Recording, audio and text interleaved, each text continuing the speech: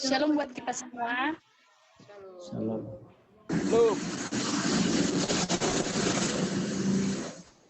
Malam ini kita kembali lagi PA online-nya. Dan nanti acaranya dibawa oleh Bang Kevin Sidaud. Untuk memulai ibadahnya, semuanya menggunakan audio Zoom-nya. Sebelum kita memulai acara PA kita, ada baiknya kita saat teduh dimulai. Saat teduh selesai. Mari kita bernyanyi dari Kidung Jemaat nomor 400 ayat 1 sampai 2.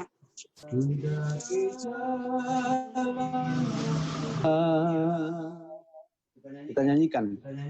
Kudaki jalan mulia, tetap aku inilah tempat tinggi dan teguh. Tuhan mantapkan langkahku.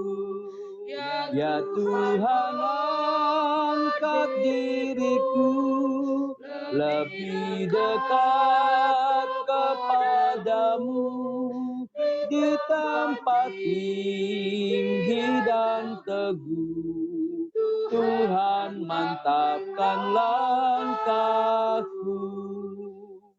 Ku tidak tahu menetap di dalam bimbang gelap.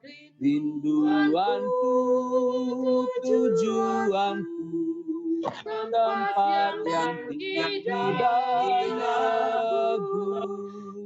Ya Tuhan, angkat diriku lebih dekat kepadamu. Mana tempat tinggi dan teguh. Tuhan mantapkan langkahku.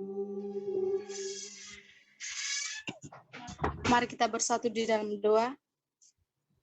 Segala puji syukur kami panjatkan kehadirat-Mu ya Tuhan, atas segala berkah dan anugerah yang Kau berikan kepada kami, sehingga kami dapat merasakan cinta dan kasih-Mu ya Tuhan.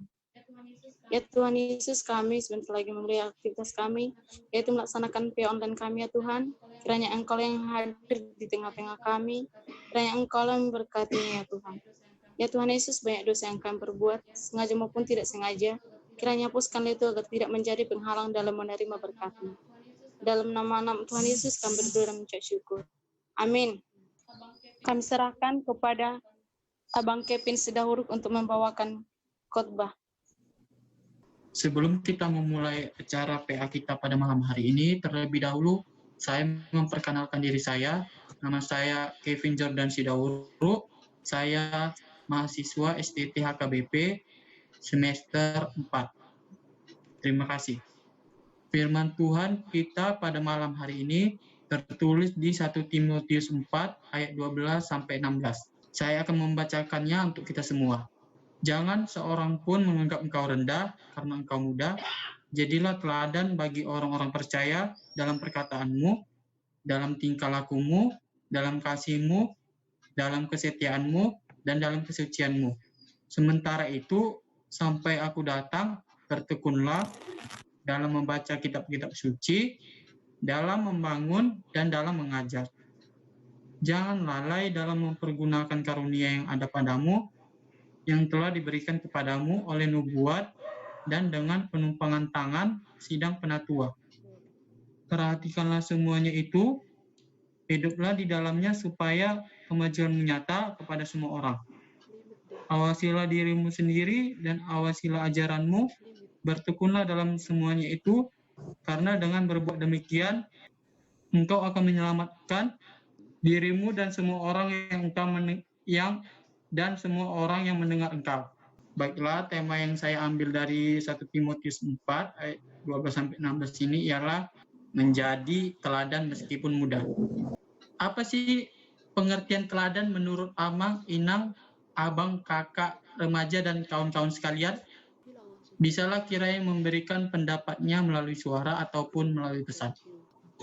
Dari saya ya Bang, Cynthia, yang menjadi teladan artinya bagi menurut saya itu bisa menjadi contoh yang baik di tengah-tengah sesama, baik itu di keluarga juga, baik itu dimanapun kita berada, kita harus memberikan yang terbaik sebagai contoh sesuai dengan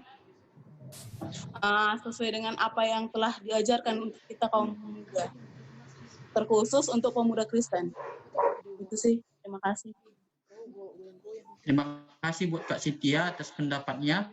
Buat teman-teman yang lain, buat Amang Inam atau abang kakak remaja sekalian. Saya pikir mungkin harus arahkan dulu. Memang sih perlu kata teladan itu apa latar apanya konotasinya ya. Tadi Cynthia sudah sampaikan kalau teladan itu adalah yang patut ditiru, dicontoh dari seseorang di mana dia sedang berada, baik itu di dalam perkataannya, dalam cara berpakaian. Artinya seorang teladan itu di dalamnya sudah memiliki etika, estetika, dari sisi rohaninya dia seorang yang memiliki moral yang baik.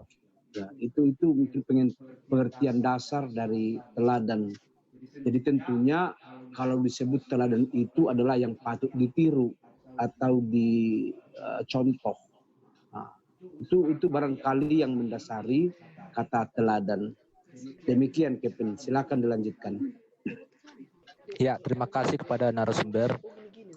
Arti dari teladan mungkin untuk menambah sedikit, teladan itu adalah berupa bagaimana kita berperilaku kepada kawan-kawan kita, seperti apa yang dikatakan oleh Amang Marganda tadi, memiliki etika yang perlu ditiru dari karakter kita, dari dalam diri kita sendiri, bahwa melalui etika kita juga bisa dinilai orang dalam berperilaku, pastinya dalam hal yang positif. Mungkin contohnya kita sebagai pemuda-pemudi Kristen bisa juga untuk hal berperilaku untuk men-share firman-firman Tuhan misalnya kan. Baru kemudian pada saat pandemi saat ini yang belum kelar, kita boleh memberi sembako kepada teman atau saudara-saudari kita yang kurang mampu. Mungkin melalui sembako itu mungkin bisa menjadi gambaran untuk kita untuk memiliki etika yang berpositif. Pastinya apabila kita memberikan gambaran itu, hidup kita pun menjadi diberkati. Mungkin itu bisa saya tambahkan sedikit kepada narasumber Kevin. Terima kasih. Mungkin ada yang lain tambahan.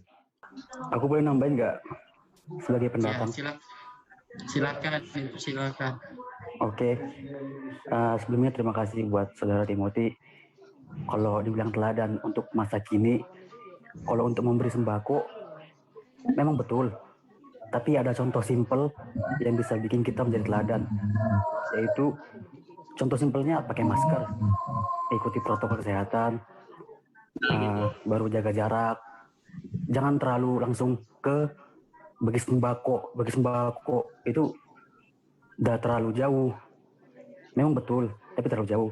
Kita lakukan dulu yang hal-hal yang simpel yang bisa jadi teladan bagi sekitar kita juga. Terima kasih. Sebelumnya selamat malam, Tuhan memberkati. Saya Anita Ratnasari Malulang. Menurut saya definisi dari teladan itu ada sifat dari khusus dan umumnya.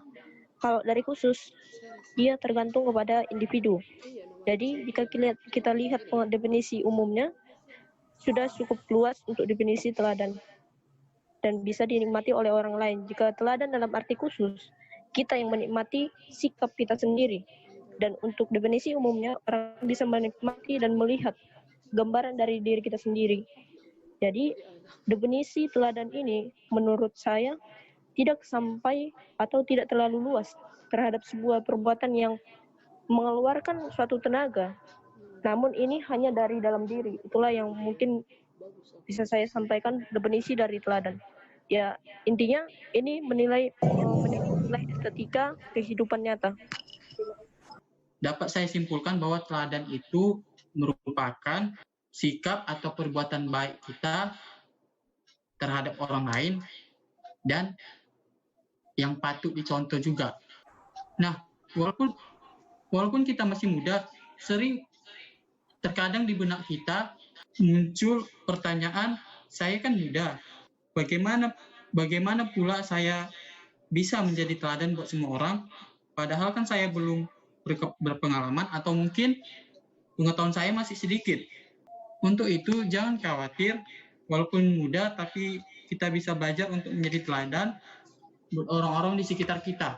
Kembali ke 1 Timotius 4 ayat 12 sampai 16 ini, maksud dari nas itu ialah agar kita sebagai yang muda tidak diremehkan.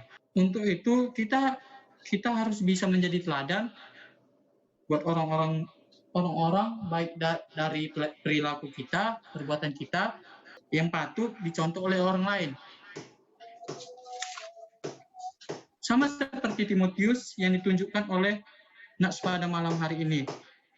Seperti kita ketahui bahwa Timotius adalah orang yang sangat muda yang ditugasi oleh Paulus yang tak lain adalah ayahnya sendiri, karena Paulus tidak ingin menganggap anaknya yaitu si Timotius supaya direndahkan oleh orang lain karena dia masih muda. Tetapi yang Paulus inginkan anaknya menjadi teladan buat orang-orang di sekitarnya maupun buat semua orang. Oleh karena itu, Timotius dengan percaya diri yang sangat kuat dan tanggung jawab yang diberikan oleh Paulus kepadanya, Timotius memenuhi tanggung jawab tersebut dengan memberikan pengajaran akan perintah Allah kepada semua orang dan untuk selalu menuruti apa yang akan difirmankan oleh Allah. Dan juga Paulus memberikan pengajaran untuk menjauhi pengajar sesat. Itu terlihat dalam ayat yang ke-7. Dan juga Paulus mengingatkan supaya menjauhi hal-hal tahayul yang bersifat duniawi. Melalui perbuatan baik yang dilakukan oleh Timotius untuk orang yang banyak, patut kita contoh dalam memberikan pengajaran terhadap orang banyak dan memenuhi tanggung jawab yang diberikan kepada kita. Awalnya Timotius masih ragu apakah dia mampu untuk melakukan tugas yang diberikan oleh Paulus kepadanya, tapi semuanya itu tidak ada yang mustahil karena Allah lah yang memampukan Timotius. Seperti yang kita ketahui, amang, inang, abang, kakak, remaja, dan kawan-kawan sekalian, masa muda atau remaja adalah masa pertumbuhan. Pertumbuhan yang masuk di sini bukan secara fisik saja, tetapi pertumbuhan untuk berpikir bijak secara dewasa. Masa remaja juga sering disebut sebagai masa yang penuh gejolak dan sering banyak masalah yang menghampirinya, baik itu dari lingkungan ataupun dari keluarga sendiri. Misalnya, masalah yang sering datang yaitu kehilangan identitas atau biasa sering disebut dengan lupa diri. Lantas, apakah peran remaja di gereja? Apakah remaja di gereja tidak bisa menjadi teladan buat semua orang atau orang-orang yang di sekitarnya? Peran remaja sangat dibutuhkan di gereja, terutama untuk melancarkan proses semua kegiatan yang ada di gereja. Contohnya dengan membangun suatu komunitas seperti komunitas yang ada di gereja kita, contohnya itu seperti remaja Napo Sebulung yang ada di gereja kita saat ini. Diharapkan kepada remaja Napo Sebulung agar bisa menjadi teladan buat semua orang dengan mencontohkan perilaku ataupun bisa melalui perilaku ataupun dengan memenuhi tanggung jawab yang diberikan kepadanya. Dengan mencontohkan perilaku yang sopan dan dengan baik dalam bertutur kata yang sopan, maka orang-orang di sekitar kita memberikan nilai positif, dan mencontohkan yang baik dan sikap yang kita lakukan tersebut. Oleh karena itu, kepada abang kakak remaja Napo Sebulung yang ada di gereja, baiklah kita bertingkah laku yang sopan, baik dalam bertutur kata, serta memenuhi tanggung jawab yang diberikan kepada kita. Marilah kita melakukan semuanya itu dengan sukacita, tanpa ada beban yang dipikul, ataupun tanpa bersungut-sungut. Ingatlah, kita semua melakukannya itu untuk Tuhan dan memuliakan namanya. Percayalah, kita akan dengan melakukan semua itu juga, kita akan menjadi teladan buat semua orang, ataupun orang-orang di sekitar kita. Tidak masalah walaupun kita masih muda, tetapi dengan kita belajar menjadi teladan buat semua orang, maka kita tidak lagi dipandang rendah meskipun muda. Baiklah, buat Amang Inang, abang kakak remaja dan Napo Sebulung, kalau ada yang mau ditambahkan tentang bahan PA kita pada malam hari ini, saya persilakan.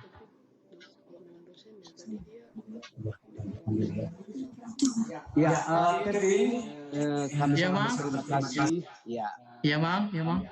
Ya, terima kasih. Saya akan tambahkan untuk bahan PA kita. Pertama, tentunya setiap kita adalah bagian daripada kehidupan berkeluarga, bergereja, dan bermasyarakat. Siapapun kita sebagai remaja pemuda atau pribadi, tentunya diharapkan untuk menjadi berkat bagi sekitar kita. Ya, topik hari ini atau malam ini mengajak kita untuk merenungkan menjadi teladan walaupun muda. Latar belakangnya kita lihat seorang Timotius yang masih muda belia. Kalau nggak salah dari historisnya, dia masih berusia antara 15 sampai 17 tahun. Dia sudah memberi hati untuk melayani. Memang Paulus dalam misi kedua, pemberitaan Injil ke daerah Filipi atau daerah Efesus, dia telah bertemu dengan Timotius. Timotius dibesarkan dari keluarga yang memiliki tradisi Yunani, karena dia adalah seorang Yunani bapaknya ya, tapi ibunya seorang Kristen. Tentu seorang ibu yang sudah membesarkan anaknya, apalagi seorang ibu yang dekat dengan Tuhan, tentu bibit daripada seorang Kristen yang dekat dengan Tuhan itu pasti ada. Nah, demikian yang terjadi di diri Timotius. Hal ini bisa menjadi keteladanan, ya. Kedua, Paulus telah membimbingnya. Mungkin tidak secara jelas ya, yang pasti Paulus menganggapnya sebagai anak rohani. Kalau disebut dengan anak rohani menurut Alkitab itu adalah pemuritan. Ya, katakanlah Kevin bersama dengan teman-temannya di kampus diarahkan menjadi seorang murid nantinya, menjadi seorang sisean. Ya, bahkan secara keseluruhan sebenarnya dalam keterpanggilan kita sebagai orang Kristen di gereja itu remaja dan pemuda, orang tua, ya kaum bapak, kaum ibu itu adalah harus dimuridkan, ya. Karena kita tahu bahwa kata murid itu berasal dari kata bahasa Inggris disciple, ya. Ada di sana disiplin, ada di sana karakter yang sudah terbangun di dalam isi dan misi. Nah, jadi Paulus telah membentuk pribadi Timoteus dalam hal ini. Itu sebabnya Timoteus dipercayakan untuk melayani jemaat di Efesus. Ya, walaupun dia masih muda. Itu sebabnya dalam ayat 12 Paulus mengatakan kepada Timoteus supaya dia menjadi teladan di dalam segala hal. Nah, apa itu dalam segala hal? Tentunya dalam perkataan, ya, dalam perbuatan, dalam kasih, dalam kesucian, dalam kesetiaan. Katakanlah hal-hal yang berkaitan dengan kehidupan sehari-hari. Itu harus menjadi teladan. Tidak mudah loh menjadi teladan. Ya, karena kita tahu bahwa bagi darah muda itu sangat susah. Ya, boleh kita bayangkan diri kita. Ya, itu sebabnya kalau remaja atau orang muda itu sangat identik dengan percaya diri. Ya, dia merasa benar, dia berkreasi, dia berani. Nah, kalau pernah ingat lagunya Rhoma Irama ya, darah muda, darah remaja, darahnya para remaja, ya, itu mengingatkan kita bahwa darah remaja atau pemuda itu adalah sangat berani. Nah, jangankan sendiri, melawan orang pun dia sangat berani. Nah itu, nggak tahu ya bagi kalian ketika sudah maju ke depan kecut gitu ya. Nah, jadi yang mau dikatakan dalam keberanian di sini adalah supaya tepat keberaniannya, jangan salah sasaran. Nah, karena remaja itu atau orang muda itu identik dengan keberanian. Nah, dalam hal inilah Paulus mengajak kita meneladani seorang Timoteus yang sudah dibekali, ya, di dalam dirinya ada banyak yang harus diteladani, yaitu perkataannya, tingkah lakunya, atau karakternya, ya, menjadi teladan dalam segala hal. Ayat 12 ya. Nah, jadi kalau hal ini harus menegaskan semua hidup remaja pemuda itu harus diarahkan untuk berkenan di hadapan Tuhan. Ya. Kalau kita berkenan di hadapan Tuhan, otomatis itu di hadapan manusia juga kita pasti dihargai. Ya.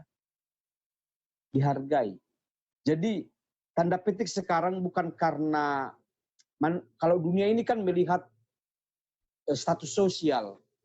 Ya. Kalau orang kaya, orang punya jabatan baru dihargai. Ya. Baru dihargai. Tapi kalau status sosialnya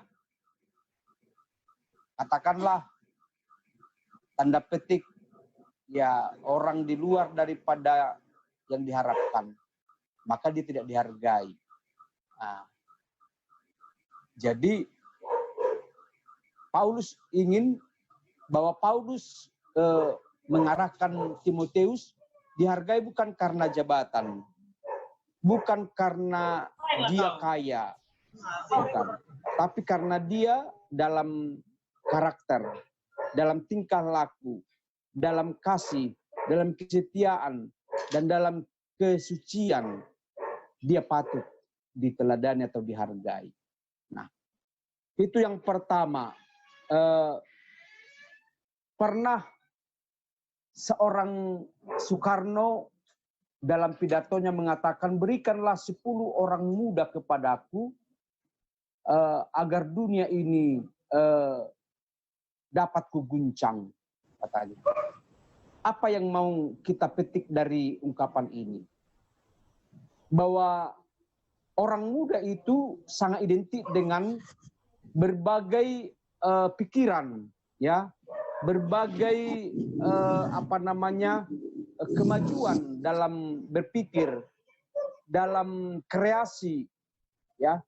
Di gereja juga orang muda itu atau naposo bulung itu disebut dengan bunga huria, ya.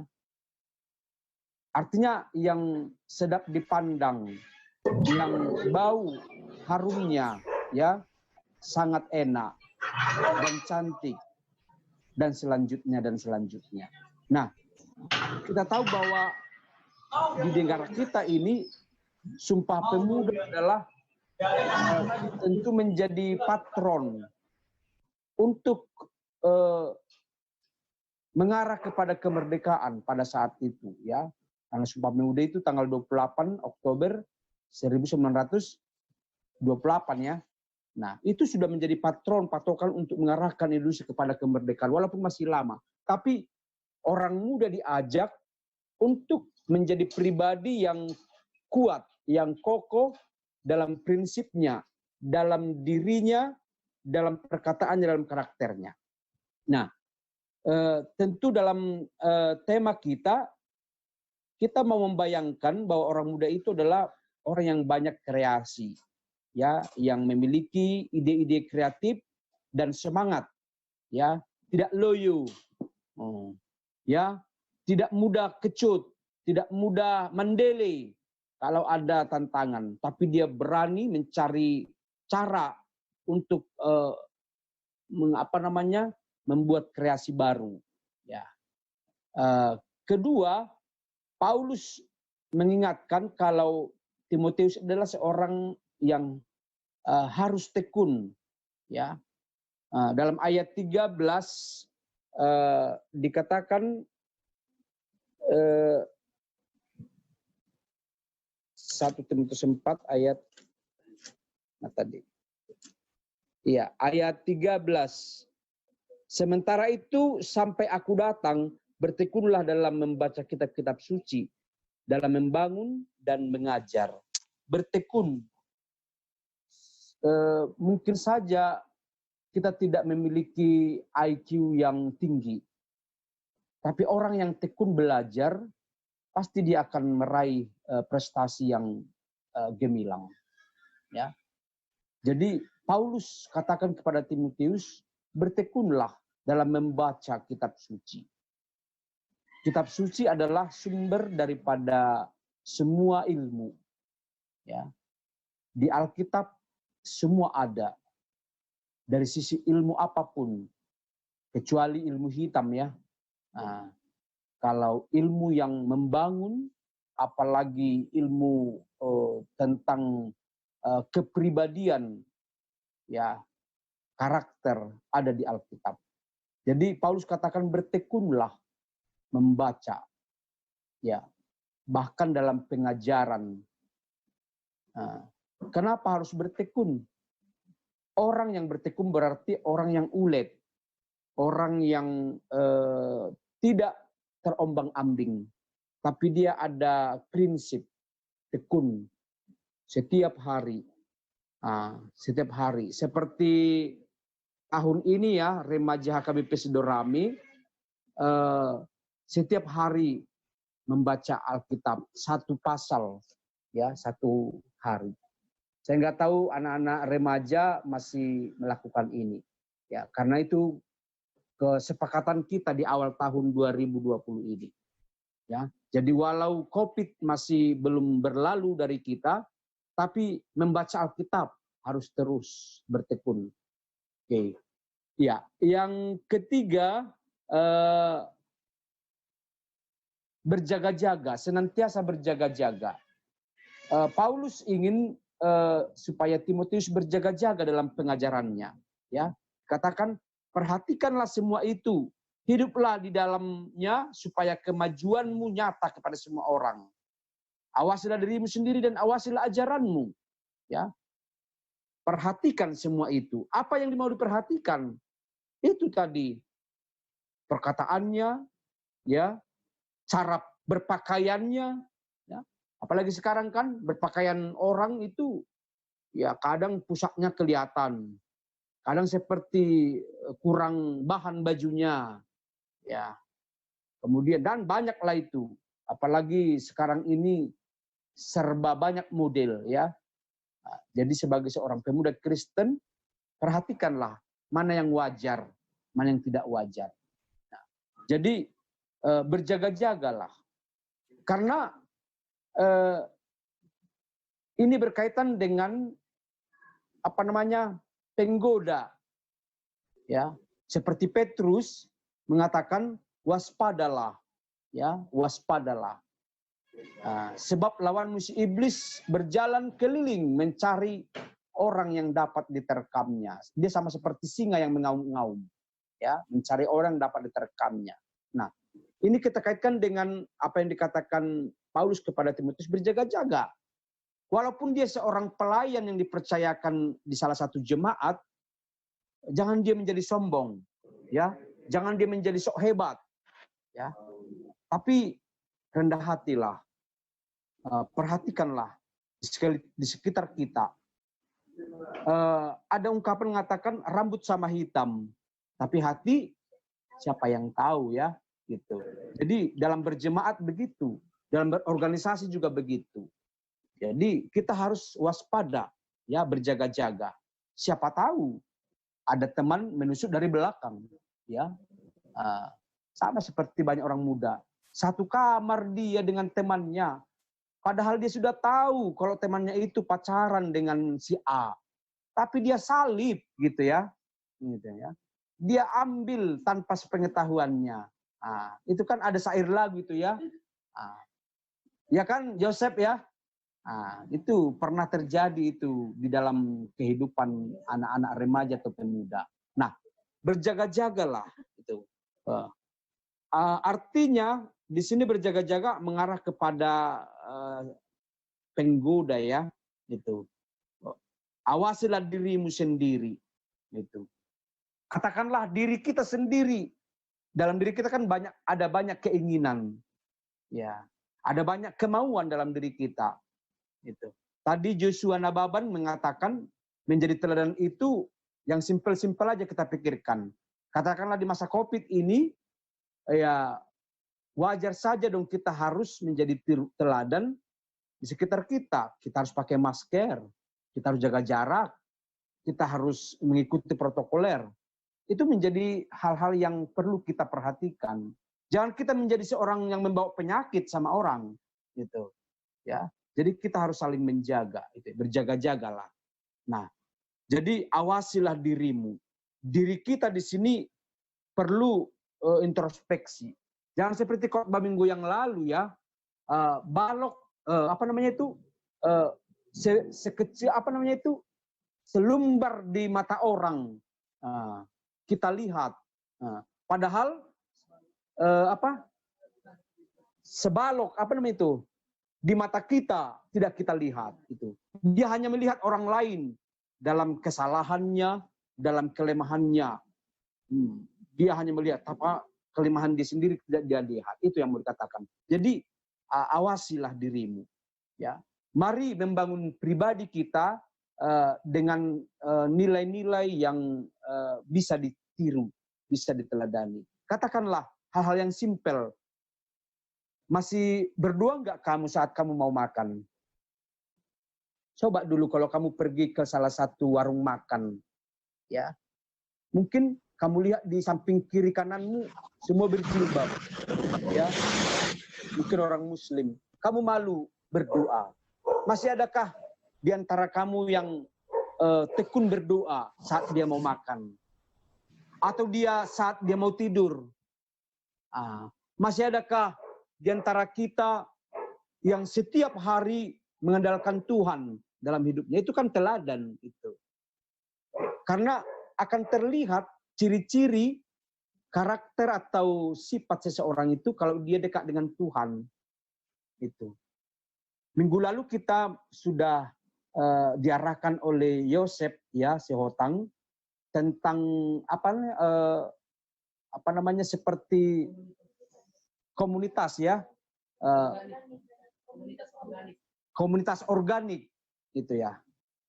Kita dibangun di dalam unsur-unsur yang bisa bertumbuh, ya, organik lah namanya, ya, seperti pupuk alamiah, gitu ya, bisa menumbuhkan, bahkan menjadikan apa namanya itu, bunga atau pohon atau tanaman menjadi indah, bagus, berbuah dan cantik.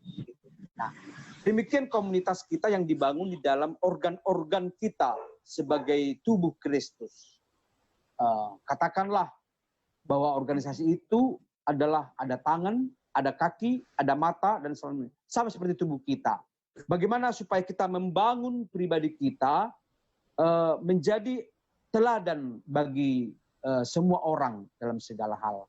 Nah, itu ya. Jadi dalam ayat 15 dan 16 perhatikan, ya, perhatikanlah. Kemudian awasilah dirimu. Jadi itu perlu, jangan kita merasa sudah hebat, saya sudah kuliah, saya sudah sarjana, saya sudah punya pekerjaan dan lain sebagainya. Bisa kita tersandung kalau kita jatuh kepada kesombongan, ya. Nah, jadi dalam hal-hal inilah kita harus melihat hal-hal yang kecil. Kita membangun diri kita bukan karena materi, bukan karena harta, tapi karena firman Allah. Nah, itu ya, itu yang mau diarahkan oleh ayat ini. Jadi menjadi teladan walau masih muda, gitu ya. Artinya dalam usia kalian sekarang bersemangat, banyak kreatif. Bangunlah itu menjadi teladan. Ya, mungkin itu tambahan dari saya, Kevin. Masih ada di sini teman-teman kita, baik Yosef, Bang Joshua, siapa lagi tadi, mahasiswa STT. Mungkin ada juga Joshua Nababan nama. Ya, oke. Joshua Nababan. Iya, Joshua Marcel ya. Sianipar. Iya. Marcel Sianipar. Bagus, bagus. Minggu depan bisa mereka menjadi narasumber kita ya, gantian ya. Bisa, Mang. Joshua Nababan. Karena gimana dalam era digital ini tidak ada batas bagi kita. Ya, semua bisa kita boleh saling berkenalan, walau masih di dalam daring ini ya. Mungkin suatu saat kita bertemu secara nyata. Ya, oke. Mungkin dari Yosef ada mau ditambahkan, Amang? Kamu kan mau LPP ini, udah mau masuk Marhuria ini nih. Coba. Nah, silakan. Ya, terima kasih, Amang. Mungkin kalau aku mau menambahkan, ketika berbicara tentang Timotius dan Paulus, memang ini kan bukan memang hubungan guru dan murid, tapi memang yang perlu diperhatikan bukan hanya hubungan, tapi bagaimana Paulus mempersiapkan Timotius untuk menjadi seorang pemimpin lah, seorang yang mengawasi pertumbuhan dan perkembangan jemaat di mana nanti Timotius ditempatkan. Jadi sepertinya teladan yang dimaksud oleh Paulus ini berusaha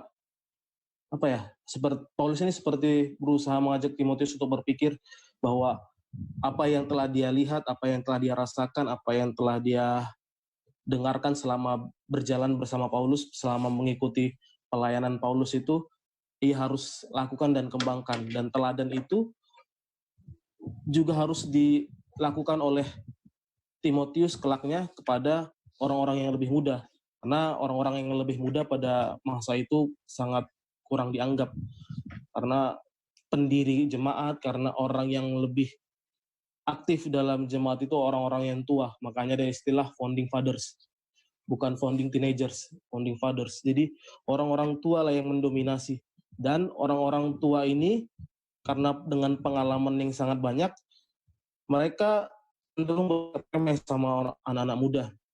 Jadi ibarat kalau anak-anak muda melakukan sesuatu, orang tua ini selalu mengkritik, selalu bertanya apa yang kamu lakukan itu salah, tidak benar, dan sebagainya macamnya. Tapi orang-orang tua ini memang seperti agak-agak egois, bukan memberikan teladan tapi menjatuhkan. Dan hari ini Paulus juga menguatkan karena Timotius akan menjadi pemimpin kelak, maka ingatlah ajaran yang telah diterima, maka ingatlah apa yang telah ia lihat, apa yang telah ia dengar, apa yang telah Timotius saksikan dari pelayanan Paulus, dan lakukanlah itu.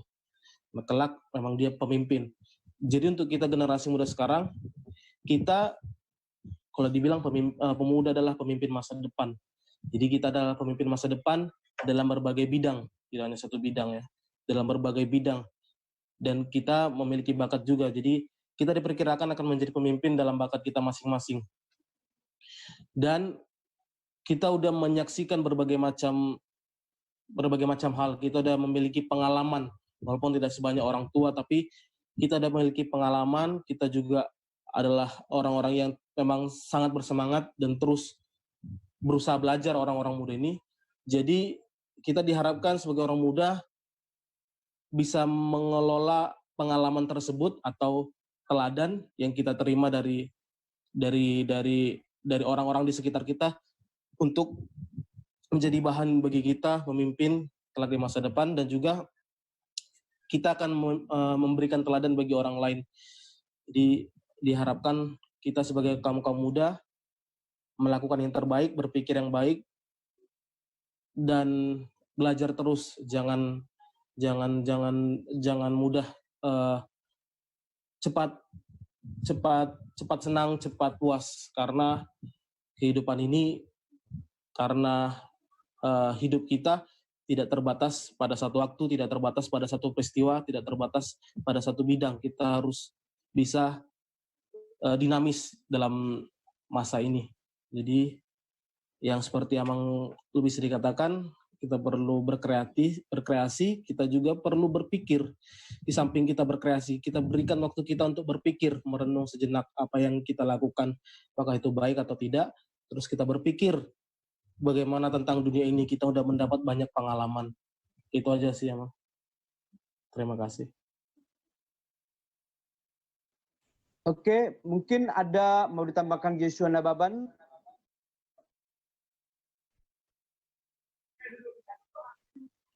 Saya rasa udah cukup, Amang. Terima kasih, Amang. Iya. Ada di sini siapa namanya nih? Timothy Lumban Tobing. Iya, Mang. Kawan STT juga itu, Mang. Ya, silakan, Amang. Mungkin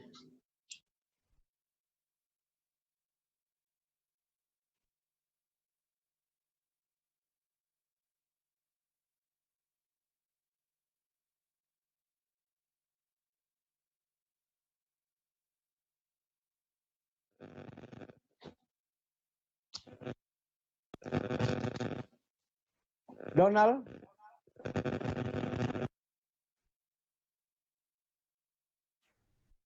Ya, Timothy. Oke, mungkin kita ke Amang J. Sinaga. Ada beliau? Halo, shalom. Ya. Shalom semuanya, Amang Pendeta, Kevin yang dari STT. Shalom, Amang. Kayaknya rame kita malam ini ya. Saya hanya menambahkan sedikit aja ke teman-teman semua, remaja sebelum gereja, remaja pemuda gereja. Tadi Kevin sama Amang Pendeta Lubis sudah banyak yang disampaikan. Tapi memang akan timbul memang pertanyaan ironis, bagaimana jadi teladan ketika kita menjadi masih di usia muda gitu ya. Bagaimana harusnya menjadi teladan tapi usia masih muda. Nah, tadi kita udah sama-sama baca. Sebenarnya teladan diperintahkan, itu kalimat perintah ya. Itu perintah dari Rasul Paulus ke anak rohaninya, Timotius. Nah, tadi emang Pendeta Lubis sudah sampaikan ke kita dari Presiden Soekarno, presiden yang pertama, beri 10 pemuda, maka akan saya goncang dunia. Dan ternyata pemuda itu punya nilai tersendiri juga di tengah-tengah orang Batak, di Habata Kota gitu ya. Ada petua bijak di tengah-tengah masyarakat Batak, di kita Batak ya. Naposo pangalapan gugu, na tua-tua pangalapan tua, yang artinya yang muda adalah hidup yang penuh dinamis, semangat, kreatif, dan kemudian orang tua atau yang lebih tua akan memberikan nasihat dan sebagainya. Yang jadi pertanyaan, bagaimana harus menjadi teladan di kalangan kita, sedangkan kita masih muda. Ada nilai-nilai, ada value yang disampaikan pemuritan dari Rasul Paulus ke Timotius, ada banyak dari nilai teladan lewat perbuatan, lewat sikap, tutur kata, tingkah laku, kesetiaan, kasih, kesucian. Ini nilai yang sangat berharga supaya kita di masyarakat itu bisa berharga gitu. Abang tahu sekarang anak muda kan, ini anak-anak muda zaman now ya, millennials ya. Ketika anak millennials berarti ingin diperlakukan, ingin diakui, eksis di tengah-tengah komunitas gitu ya, pengen ada pengakuan. Nah, supaya ada pengakuan orang, tentunya kita harus menjaga tutur kata kita, menjaga tingkah laku kita. Bahkan yang paling sensitif di bawah ayat paling terakhir, nilai karakter building yang disampaikan Rasul Paulus ke Timotius itu menjaga kesucian, terhadap Tuhan kita, terus juga menjaga kesucian jasmani kita, badan kita, gitu ya. Tadi emang Pendeta Lubis sudah sampaikan, berpakaianlah yang pantas, bukan menggoda, atau kesucian kita tetap terjaga untuk orang yang kita sayangi. Teladan juga bisa ketika kita punya adik-adik di keluarga, orang Batak ketika anak pertama itu punya beban yang tinggi, itu harapan keluarga tinggi ke anak yang paling besar seperti itu ya, karena dia punya adik-adik yang akan nanti mengikuti tingkah lakunya, mengikuti sikapnya, apakah dia rajin ke gereja atau tidak, dan bahkan akan meniru yang lain. Nah, ketika kita sebagai abang atau kakak di keluarga, dan sebaliknya juga seperti itu, bisa jadi contoh dalam sikap. Contohnya gini ya, contoh kasarnya ya, perkataan itu berarti kan tutur kata yang lembut, yang santun gitu ya. Nah, kalau orang tua kita menyuruh kita, itu tentunya kan, nanti lama, besok lah itu kan gitu kan. Itu nggak jadi contoh. Nah, ya kita sampaikan juga seperti di rumah Bang. Nah, kita ajari bagaimana bersikap, bertutur kata yang baik, ya Mak, ya Pak. Ya. Dan tentunya juga perbuatan kita juga mencerminkan bahwasanya kita hidup di tengah-tengah komunitas remaja pemuda gereja. Dan ya yang terakhir yang mau sampaikan, karena ini bernilai karakter building, tentunya kita harus tetap menjaga, mengevaluasi apakah tingkah laku kita, apakah tutur kata kita, kesetiaan kita, cinta kasih kita kepada Tuhan, kepada sesama, itu masih terjaga atau bahkan sudah sampai seperti yang disampaikan sama pendeta kita, kesombongan rohani. Jangan sampai ke sana gitu ya. Dan yang terakhir disampaikan Rasul Paulus, perhatikan artinya tetap menjaga dan bahkan tetap memelihara, awasi, ada evaluasi di sana, ada introspeksi, ada evaluasi tentang bagaimana harus bersikap, bertutur kata, menjaga kesucian, gitu ya. Sehingga kita berharga di tengah-tengah keluarga, di tengah-tengah masyarakat, dan bahkan di tengah-tengah gereja. Seperti itu, layaklah kita menjadi tiruan atau bahkan menjadi teladan bagi sekitar. Mungkin itu Amang yang bisa saya tambahkan, Amang.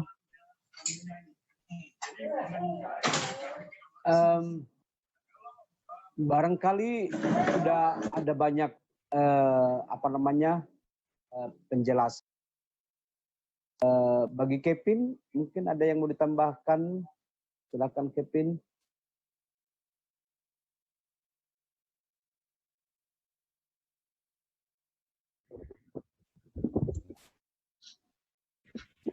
Baik, terima kasih Amang. Yang dapat saya simpulkan dari yang Amang Marganda katakan, bahwa dari yang dapat saya tangkap dari 1 Timotius 4 ayat 12 sampai 16 ini, yaitu ada 3. Yang pertama, Paulus ingin mengatakan kepada Timotius bukan karena jabatan atau karena kaya, tapi dia dilihat oleh ayahnya Paulus dalam berkarakter yang baik. Apalagi zaman sekarang ini orang muda sangat identik dengan kemajuan dan kreasi yang sudah ada dari diri sendiri. Dan yang kedua, Paulus mengingat kalau Timotius adalah orang yang sangat tekun. Selain itu juga Timotius mengajarkan kepada orang-orang untuk patuh terhadap kitab suci dan terhadap apa yang difirmankan oleh Allah. Dan yang ketiga, Paulus ingin juga supaya Timotius berjaga-jaga dalam pengajarannya. Walaupun Timotius dipercayakan sebagai pelayan jemaat, untuk itu Paulus mengingatkan supaya berjaga-jaga dalam misi pengajarannya. Baiklah, hanya itu yang bisa saya tambahkan, Amang. Terima kasih.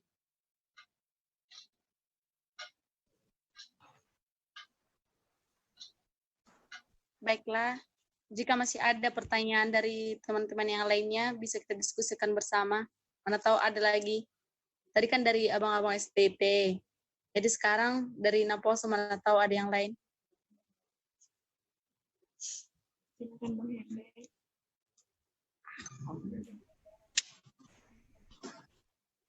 Mungkin dari Timothy Lumbantobing, salah seorang dari mahasiswa STT, ada yang mau ditambahkan, Amang?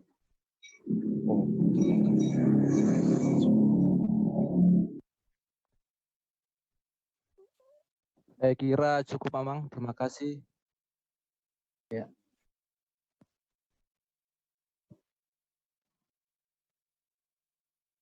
Masih ada Donald di sini.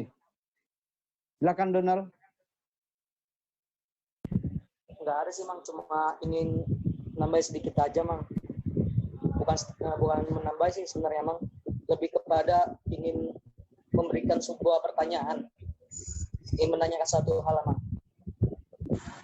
Jika satu orang dia telah melakukan kesalahan yang sangat fatal, Mang, dan dia ingin menjadi teladan untuk orang lain, apa bisa, Mang?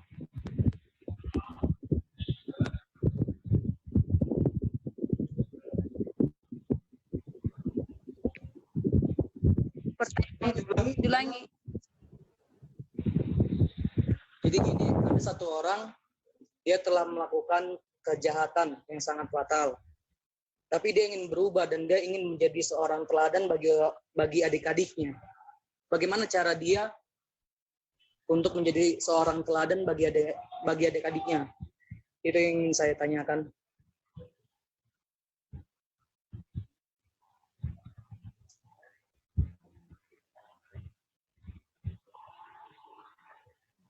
Kevin bisa memberi jawaban?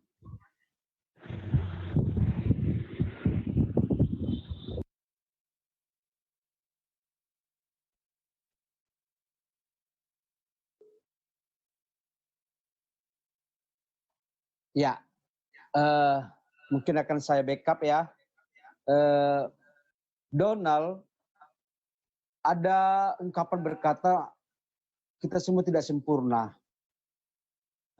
Pasti kita punya kelemahan masing-masing. Kalau yang disampaikan ada seseorang yang melakukan kejahatan fatal dan dia ingin berubah lah istilahnya dan ingin menjadi teladan bagi adik-adiknya. Mungkin contoh kasus ada mungkin di antara pemuda yang pernah menjadi bagian yang tadinya dia diharapkan, yang tadinya dia sangat aktif, bahkan mungkin sudah menjadi salah seorang pengurus di dalam pelayanan kepemudaan. Tapi oleh karena sesuatu hal, dia menjadi orang yang tidak dipercayai. Ya, artinya ada something wrong, ya, sesuatu yang dia kerjakan sehingga dia malah dicurigai, istilahnya, ya. Barangkali dari sisi pekerjaan itu, perlakuan itu, orang sudah tidak percaya sama dia. Nah, jadi kalau dihubungkan dengan pertanyaan Donald, saya pikir kita harus buktikan seseorang itu berubah atau enggak. Apa dia berpura-pura atau bersandiwara. Ya. Jadi perlu ketegasan. Itu sama seperti dalam ayat 15 dan ayat 16 dalam teks ini. Perhatikanlah, kata Paulus kepada Timoteus, ya. Dan awasilah. Nah, gitu. Artinya kita semua berharap baik seorang pemuda, remaja dalam pelayanan gereja,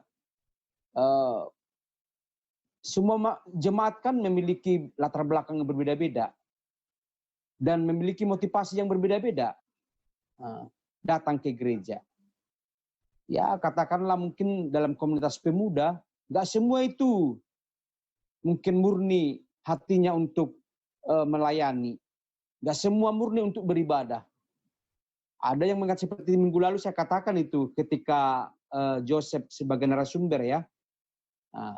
Ada berpendapat mungkin di era tahun 90-an, 80-an, kalau merantau dari kampung ke kota, pergi ke gereja itu bukan secara keseluruhan untuk beribadah, ya, tapi pemuda itu lebih cenderung mencari pacar, mencari jodoh, gitu, dan lain sebagainya. Mungkin ada seperti itu, ya. Walaupun sebenarnya basicnya, dasarnya adalah untuk beribadah. Nah, jadi bisa saja seseorang yang tadinya baik menjadi jahat. Ya, itu makanya tadi awasilah dirimu, ya.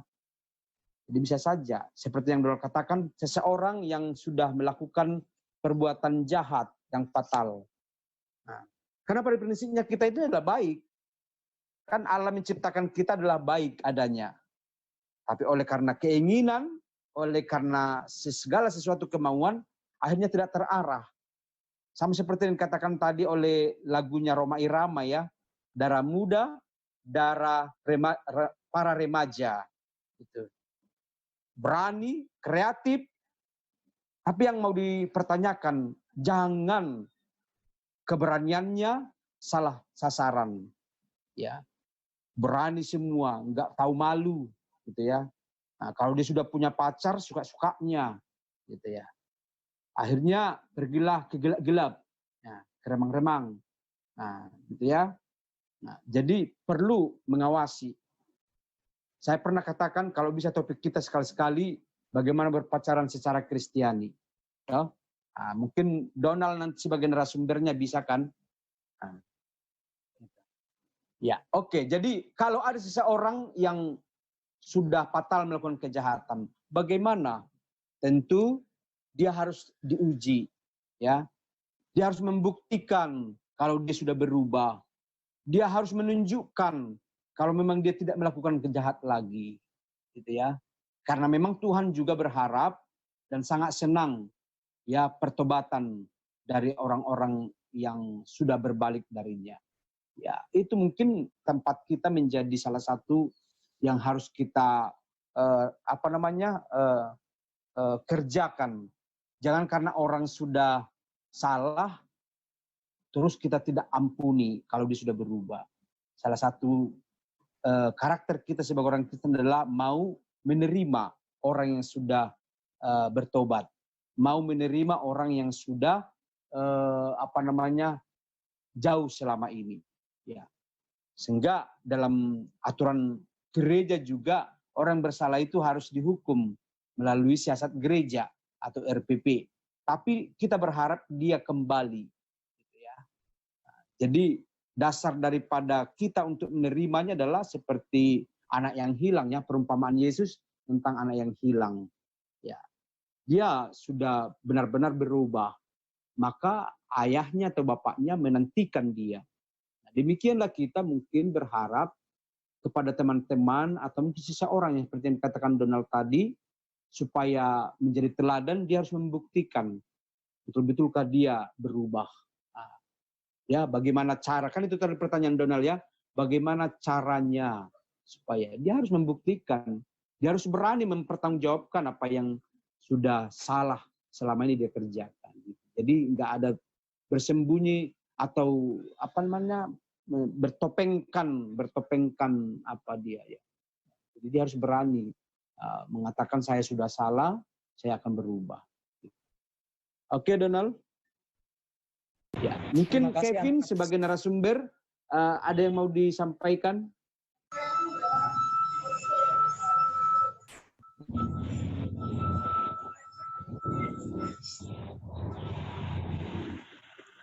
Tidak ada, Mang. Atau bisa saya tambahkan sedikit, Amang? Halo?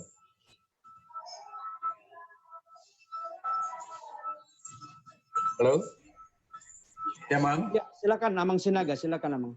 Iya, mungkin mau nambahkan sedikit aja, Mang. Seperti kita tahu, surat pastoral ini kan sampai ke tangan Timotius itu kan dari Rasul Paulus ya. Rasul Paulus kita udah tahu sendiri dari seorang pembunuh Kristen, dari pengejar orang-orang Kristen, penyiksa dan bahkan memenjarakan dan bahkan membunuh juga, diubahkan oleh Tuhan gitu ya, diubahkan oleh Roh. Nah, waktu di awal orang-orang Kristen mula-mula itu nggak bisa secepat itu bisa menerima Paulus yang bahkan juga menjadi pengajar di tengah-tengah kekristenan. Ada penolakan, ada ketakutan, ada kecemasan. Wah, dari seorang pembunuh, dari seorang penyiksa Kristen, dan bahkan sekarang menjadi pengajar. Gitu. Ada ketakutan di sana, ada kecemasan. Dan tentunya waktu yang akan membuktikan, tadi Abang Pendeta kita sudah sampaikan, di orang Amerika bilang people change, katanya seperti itu. Orang bisa berubah, gitu ya. Di kekristenan kita diajarkan mengenai makna pertobatan. Dan tentunya proses ini akan membuat orang itu bisa diterima di kalangan komunitas, menjadi teladan. Sedikit lagi yang mau tambahkan, Dan itulah bedanya seorang pekerja di gereja, atau pelayan gereja, atau penatua, atau pendeta, dan sebagainya, sangat berat untuk menjaga dari sisi moralitas. Ketika ada perselingkuhan seorang pelayan gereja, itu akan berbeda akibatnya dengan seorang jemaat. Orang akan memandang terus, mengekspos terus. Ketika remaja pemuda gereja yang aktif di gereja datang beraktivitas, ber-PA, kita diharapkan jadi teladan gitu ya. Parjuma doho tu gereja rajiko mer-PA. Jangan jadi status itu yang kita dapat, tapi ada nilai yang bisa kita sampaikan ke tengah-tengah komunitas, di keluarga, di lingkungan. Waduh, si Herbert itu rajin itu ikut PA, ikut ibadah, gitu ya. Itu jadi contoh. Ya, itu aja mungkin yang bisa saya tambahkan, Amang. Ya, oke. Mungkin dari Joseph, ada mau ditambahkan sehubungan dengan pertanyaan Donald tadi?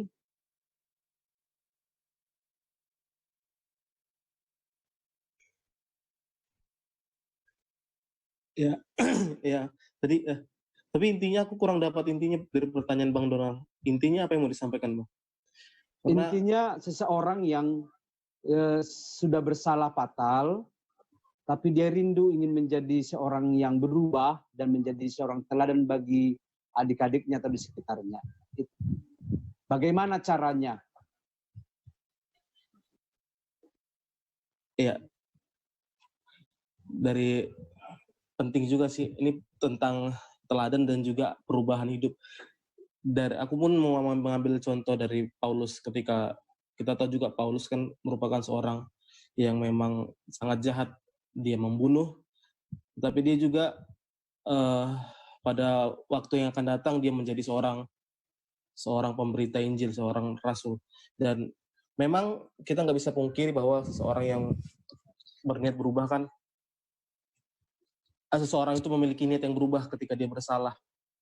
Dan kalaupun memang seseorang yang bersalah dan hendak berniat berubah, itu akan lebih baik karena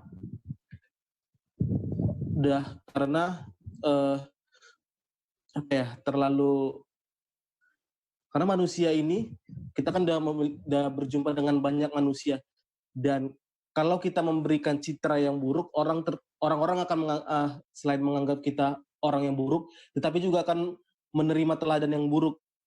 Karena semua manusia ini memiliki persepsi yang berbeda. Saya bisa memandang misalnya Bang Herbert berbeda.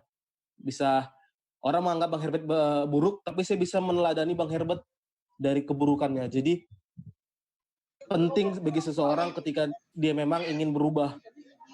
Jadi kalau aku sampaikan baik dan bagaimana caranya, perubahan itu dimulai dari kesadaran diri sebelum mau melaksanakan tindakan-tindakan yang lebih lanjut lagi. Dari kesadaran diri merenungkan dan berpikir apa yang salah, apa yang sudah salah yang dilakukan di masa lalu dan bagaimana cara memperbaikinya.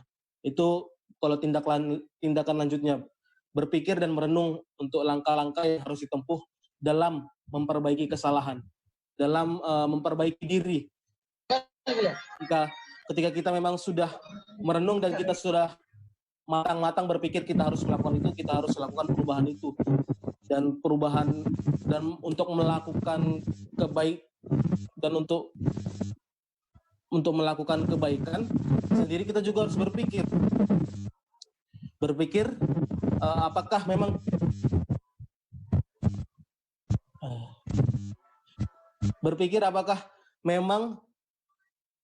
yang kita lakukan ini adalah sesuatu yang baik. Seringkali kita agak egois. Seringkali kita ini orang-orang yang memang udah sadar akan kesalahan kita, agak egois. Kita cenderung, oh ini yang benar menurut saya. Dan kita langsung berpatok, kita lakukan dan kita terapkan kepada orang lain. Dan itu seringkali kita temui di mana saja, di dalam komunitas maupun di dalam kehidupan sehari-hari. Jadi setelah berpikir, merenung mengenai langkah selanjutnya, tetapi langkah kedua adalah apakah yang ia lakukan itu baik atau tidak, berpikir dulu. Baru tahap ketiga kita melakukannya. Itu penting untuk dilaksanakan karena kehidupan manusia itu bukan meninggalkan benda, bukan meninggalkan harta, tapi kehidupan manusia itu meninggalkan nama, meninggalkan teladan, meninggalkan memori kepada setiap manusia. Seperti ada pepatah, kalau gajah mati tinggal gading, tapi kalau manusia mati tinggal nama.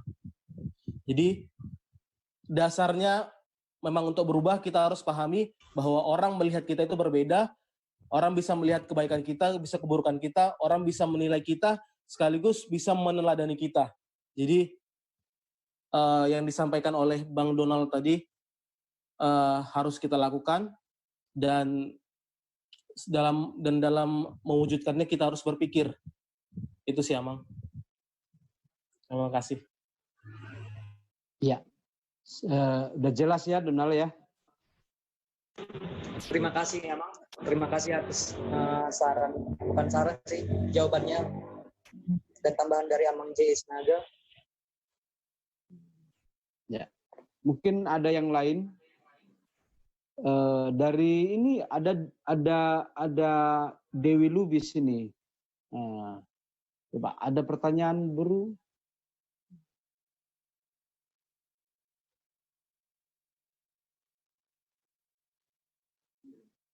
Coba dihidupkan ya.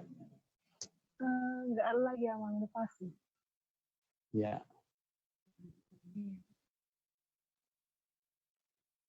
Silakan. Baik, kami kembalikan kepada narasumber. Baik, kami kembalikan kepada narasumbernya. Kevin Dauru.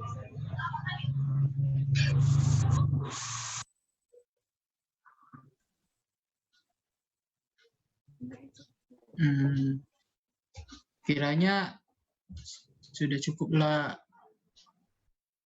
Dan bisa kita tutup ini, Amang Minang. Ada lagi pertanyaan dari peserta PA kita, nggak ada lagi? Mungkin dari Inang Beru Lumban Gaul ada? Saya rasa nggak ada, Mang. Ini aja pendapat dari saya sih, yang namanya teladan itu ya saya pikir tidak memandang umur ya. Anak remaja, naposobulung juga bisa menjadi teladan. Teladan di dalam keluarga, teladan dalam masyarakat, teladan di gereja. Jadi memang untuk jadi teladan ini nggak hanya semata-mata keinginan belaka. Bagaimana kita menjadi dipercaya orang, biar orang menjadi panutan.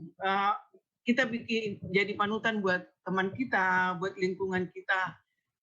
Itu saja saya rasa, Amang, untuk pendapat saya mengenai manusia menjadi orang yang teladan. Sepertinya harus banyak berkorban lama untuk jadi teladan, tapi untuk kebaikan kita. Terus ini tadi satu, Amang ya, mau saya tanya juga ini tadi, karena ada pertanyaan seperti yang dibilang adik Donald Siagian. Ini ceritanya sih nggak jauh beda, tapi memang nggak beda. Dulu ini ada anak muda saya kenal, dia dulu rajin ke gereja, rajin benar, dan malah dirjen mulai dari remaja naposobulung, tapi tiba-tiba kedengaran nikah dia dengan Muslim. Lama berkeluarga ada kira-kira 10 tahunan, tapi kemudian kita dengar beritanya itu dia sudah kembali lagi jadi Kristen dan nikah lagi secara Kristen. Nah, ini bagaimana, Mang, ini? Jadi ada pertanyaan baru lagi, Mang.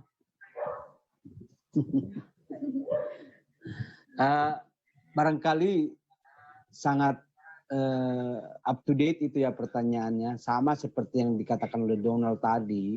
Iya, sama. Katakanlah Donald tidak memperjelas perbuatannya apa, tapi dia katakan seseorang yang melakukan kejahatan yang fatal. Mungkin pertanyaan Inang bisa diidentikan dengan itu. Ya, katakanlah bukan perbuatan jahat, bukan, tapi lari dari iman. Ya, jadi tapi puji Tuhan dia bisa kembali menjadi seorang Kristen yang Itu yang kita syukuri. Dan disitulah tadi letak daripada tema kita ini, ya, topik kita bahwa Paulus menyarankan kepada semua orang muda dalam hal ini lewat Timotius untuk menjadi seorang teladan dalam segala hal. Karena menjadi seorang teladan itu tidak mudah. Nah, dia harus mempersiapkan dirinya. Ya, bisakah dia menjadi teladan atau hanya pura-pura, gitu ya? Sejatinya kan teladan itu ada kualitasnya, teruji.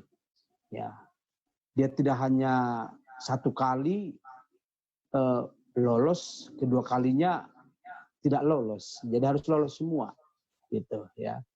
Dan tidak mudah terombang-ambing.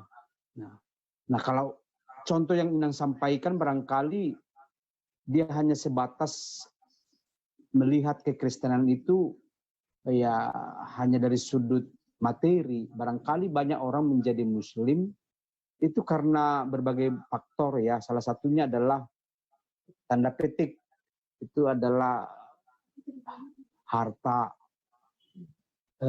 ketampanan atau kecantikan. Ya, tidak bisa menguasai diri lah gitu ya. Ya, kemudian pekerjaan. Itu yang umum kita dengar. Tapi ketika mereka menjalaninya ternyata nggak ada kenyamanan di sana, akhirnya kembali lagi ke pangkuan Ibunda Pertiwi. Sama seperti anak yang hilang itu, Inang ya. Nah, ya perumpamaan Yesus tentang anak yang hilang.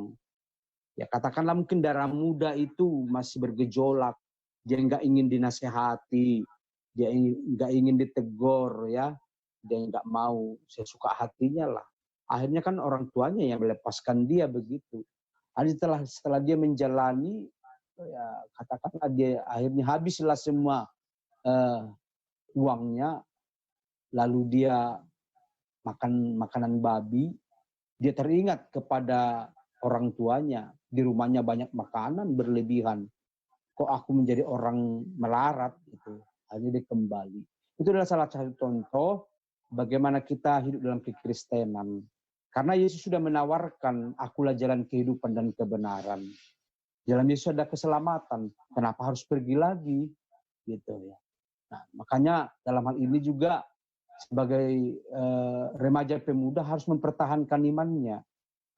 Walau sebagai seorang Kristen tidak mudah, ya kita harus mikul salib, ya kita harus berjalan melewati berbagai gelombang kerikil dan banyak lagi yang tantangan. Tapi jangan pernah menyerah, jangan pernah menjual iman, jangan pernah. Saya katakan tadi, masih adakah di antara teman-teman semua masih mau berdoa di tengah-tengah orang-orang muslim saat kita mungkin makan di warung makan gitu ya, masih mau kita menunjukkan diri kita sebagai seorang pemuda Kristen. Itu salah satu contoh, Inang. Ya, jadi saya pikir apa yang Inang sampaikan tadi itu menjadi perenungan ya. Jadi teman-teman remaja pemuda jangan sempat yang tadinya kita menjadi seorang teladan dalam hal iman, dalam gereja, tapi dalam waktu yang tidak kita ketahui beralih menjadi seorang muslim. Janganlah. Ya, itu sangat menyakitkan hati Tuhan. Oke, mungkin dari Joshua Nababan ada yang mau mengatakan, Amang? Oke, Amang, terima kasih. Saya kira itu udah semua dijawab, Amang. Sudah semua ya? Okay. Iya, Amang.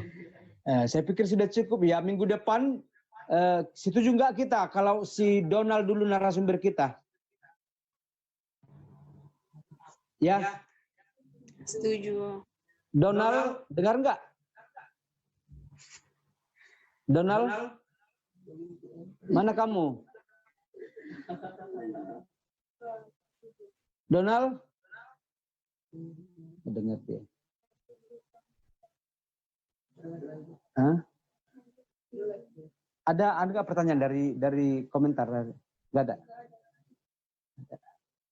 Oke, ya mungkin kita akan hubungi nanti si Donald Tapi kita juga berharap di waktu yang akan datang juga, baik siapa tadi, si Joshua, siapa lagi saya tahu, Lumbanto bin Timothy ya, suatu saat akan bergabung dengan kita menjadi seorang narasumber ya. Oke. Ya, silakan Kevin disimpulkan. Kevin silakan.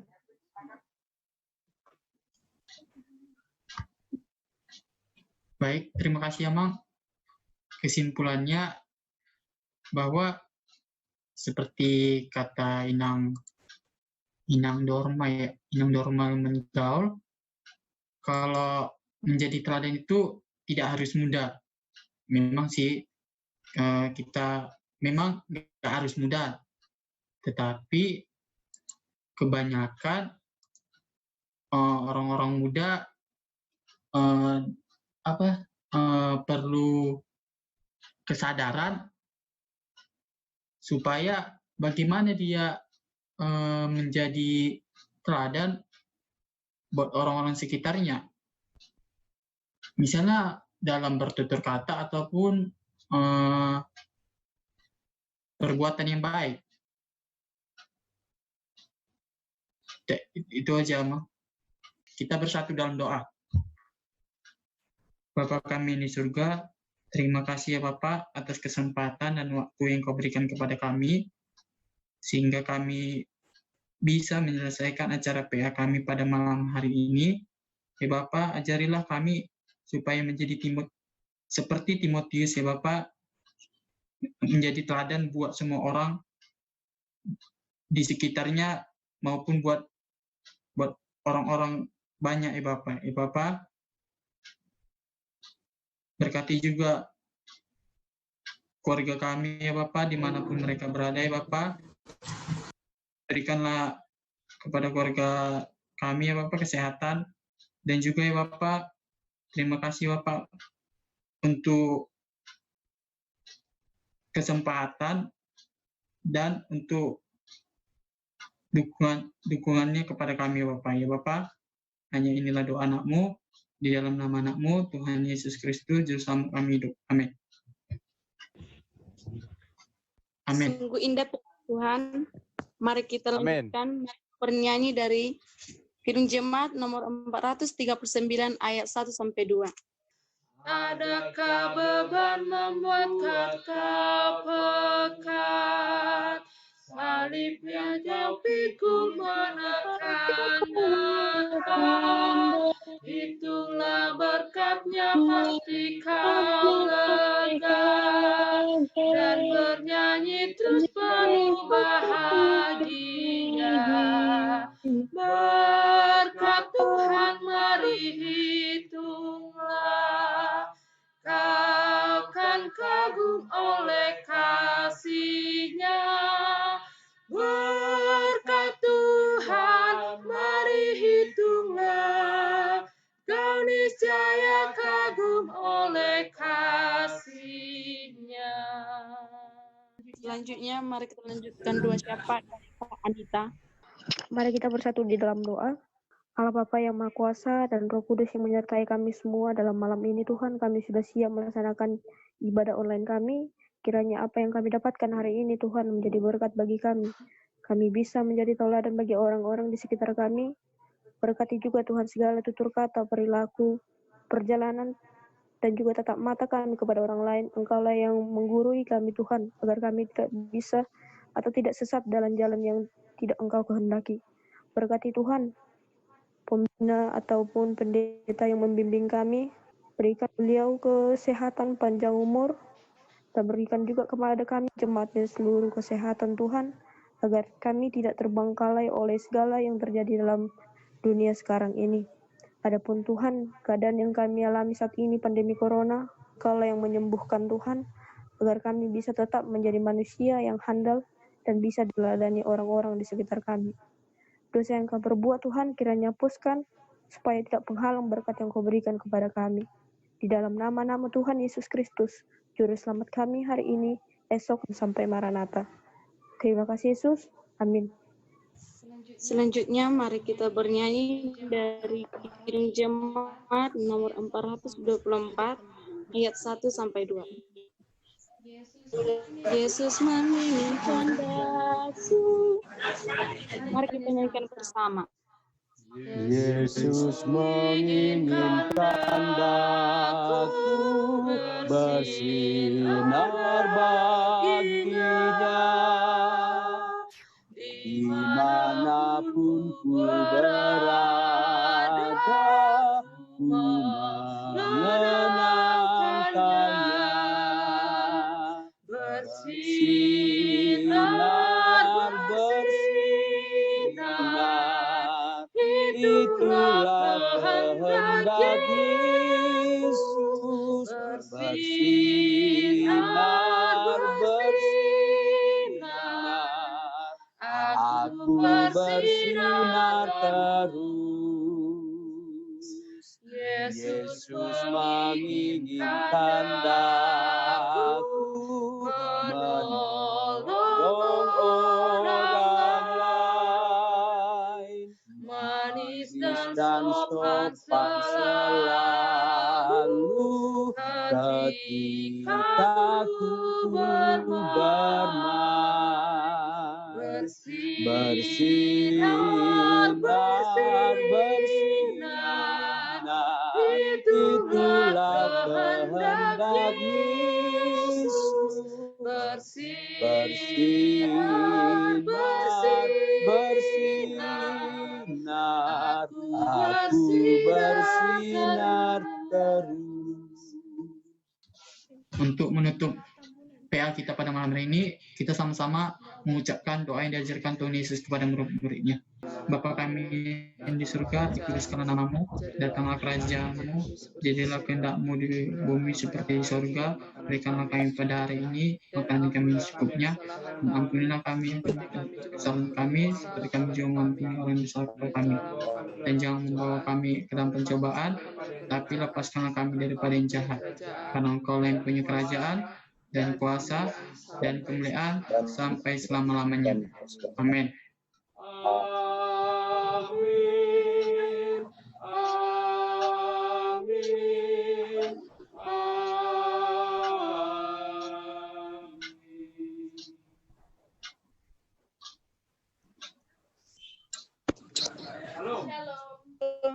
Shalom. Om. Ya.